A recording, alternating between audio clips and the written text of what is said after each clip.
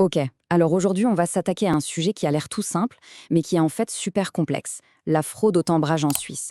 Et pour bien comprendre, on va pas faire de la théorie, non, non. On va plonger dans deux cas bien réels, deux histoires qui sont allées jusqu'au tribunal. Et croyez-moi, ce qu'elles révèlent sur les règles du jeu dans le monde du travail, c'est assez inattendu. Franchement, la situation est facile à imaginer. On arrive avec quelques minutes de retard, on part un peu plus tôt, un petit coup de pouce sur la feuille de temps, hop, ni vu ni connu. Ça a l'air de rien, n'est-ce pas? Juste quelques minutes. Eh bien, accrochez-vous, parce qu'on va voir que selon la situation, les conséquences peuvent passer du tout au tout. Alors voilà, on a nos deux protagonistes. Sur le papier, ils ont fait à peu près la même chose. Mais dans la réalité, leur carrière va prendre une tournure radicalement différente. D'un côté, on a un aide comptable qui bosse dans un garage privé. De l'autre, un manager, un cadre de la Confédération suisse. Le point commun, ils ont tous les deux bidouillé leurs heures. L'aide comptable, ça représente un total d'un peu plus de 11 heures sur 2 mois. Le cadre, lui, c'est carrément systématique, 78 fois en un an. Les faits sont similaires, c'est vrai, mais c'est tout le reste, tout le contexte autour, qui va absolument tout changer. Ok, pour piger ce qui va suivre, il faut qu'on s'arrête sur un concept clé. Vraiment le cœur du réacteur en droit du travail suisse. C'est ça, la pièce maîtresse du puzzle. Ce concept, c'est le fameux lien de confiance.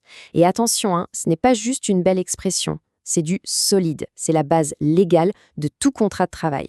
Et quand ce lien est rompu, mais pas juste un peu froissé, vraiment brisé de manière irréparable, eh bien le contrat peut exploser en plein vol.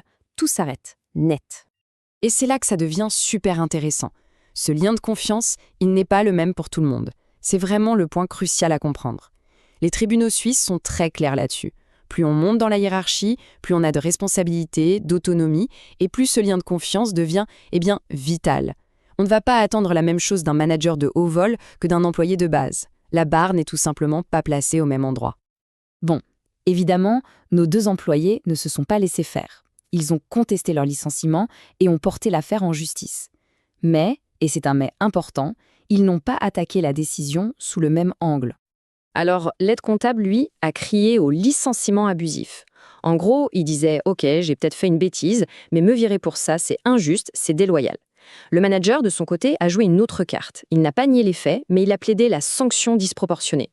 Son argument, c'était plutôt « Me virer sur le champ sans préavis, c'est beaucoup trop sévère pour ce que j'ai fait. Un avertissement aurait suffi ». C'est une petite différence de mots, mais en droit, ça change tout.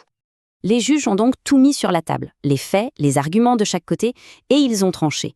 Et c'est maintenant que les choses deviennent vraiment claires. Verdict pour l'aide comptable, le tribunal a validé son licenciement. Il n'a pas été jugé abusif. Le renvoi, avec un préavis tout à fait normal, est donc maintenu. Fin de l'histoire pour lui. Et pour le manager, là, c'est une autre musique. La justice a confirmé la sanction maximale, le licenciement immédiat. Ça veut dire dehors, du jour au lendemain, sans préavis, sans rien. Donc, on résume. Une fraude qui se ressemble, mais des conséquences aux antipodes. D'un côté, un licenciement normal. De l'autre, une porte claquée brutalement. La question est sur toutes les lèvres. Mais pourquoi? Pourquoi cette énorme différence de traitement? Allez, c'est le moment de décortiquer la logique des juges. Qu'est-ce qui, dans leur esprit, a vraiment fait pencher la balance? Et voilà, tout est là. Pour l'aide comptable, sa position était celle d'un simple exécutant. Sa fraude, c'était une infraction au règlement intérieur de son garage. Point. Mais pour le manager fédéral, c'est une toute autre histoire. On parle d'un cadre de haut niveau, quelqu'un qui doit non seulement respecter la loi, mais aussi la faire respecter. Un modèle.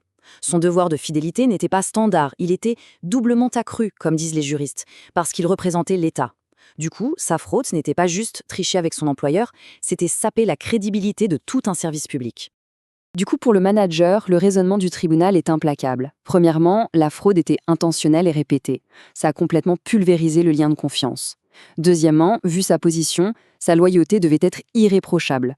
Un simple avertissement, les juges ont estimé que ça n'aurait servi à rien, la confiance était morte et enterrée. Et enfin, et c'est peut-être le plus important, l'intérêt du public à avoir une administration crédible passait bien avant ses intérêts personnels. C'était une question de principe. Voilà la grande leçon de cette histoire. Ce n'est pas tant l'acte en lui-même qui compte, mais qui le commet. Le contexte, la position, la responsabilité, c'est ça qui est déterminant. En d'autres termes, plus on grimpe haut, plus on nous confie de responsabilités et plus la trahison est jugée durement. L'adage est bien connu, plus haute est l'ascension, plus dure sera la chute. Et tout ça, ça nous amène à une question hyper actuelle, surtout à l'heure du télétravail généralisé et des horaires flexibles. Quand est-ce qu'on passe de la souplesse à la fraude? Où est-ce qu'on place le curseur aujourd'hui?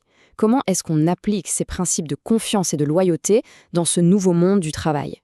C'est une vraie question, et elle est sans doute plus brûlante aujourd'hui qu'elle ne l'a jamais été.